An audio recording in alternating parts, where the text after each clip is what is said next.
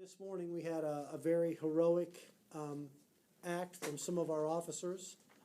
I was able to speak with the lady on the phone who was involved in the accident, and she did tell me that, I think, just whoever was first on the scene, kind of go ahead and start taking us through it. There was a dispatch of, there was a car accident and she was upside down in the water. Two officers were dispatched, and they gave the address of where it was at. I, familiar with the area, decided to back onto the run and continue that way. Myself and Officer Huxley here, there was probably about 9 months ago, there was a vehicle that went into the same area, into the water, but she ran off the road into a low water-lying area. So I had a kind of a good familiar where the area was going to be where the vehicle went into the water. And as I got into the area, I didn't notice that there was the low-lying area was dry. So I was like, all right, I'll check the interstate. So I continued northbound on 465, and I didn't see anything. So I got out of my vehicle and looked over the ledge of where the creek runs underneath 465, and that's where I observed the vehicle upside down in the water. My beat partner, Carol Carson, she was with me.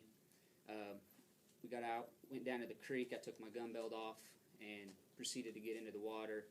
As I got onto the driver's side of the vehicle, which was the furthest part from the interstate, there was probably 6 inches of where the door was open, and I could see her hand sticking out. And I started prying on the door. When I heard the run come out, I was not too far away, and I knew about where that was. So I went ahead and went over there and got there right behind Officer Ramey, and saw him taking off his gun belt and getting into the water. So I just followed suit and jumped in. And like he said, the vehicle was submerged, and it was not really just water. It was more like a muddy swamp. The two of us alone couldn't get the door open. I mean, we were trying with everything we had. And then Officer Huxley jumped in from the top, and we managed to get the door pried open just enough for the victim to be able to climb out through the door. Once she was out, there was like 8 inches of room in the car that wasn't filled with water.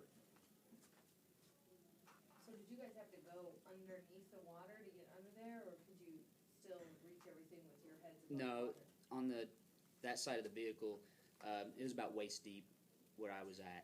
So, and it was a real thick mud too. So, I mean, with us in the water and the mud and everything, that was the hardest part, was just trying to get the maneuverability to be able to get a good grip and everything. We couldn't even break the windows either, because Huxley, he even brought a crowbar down. When I got there, they were down there working, and I asked him on the radio, I said, Brian, can you break the window? And he said no, or he didn't say anything.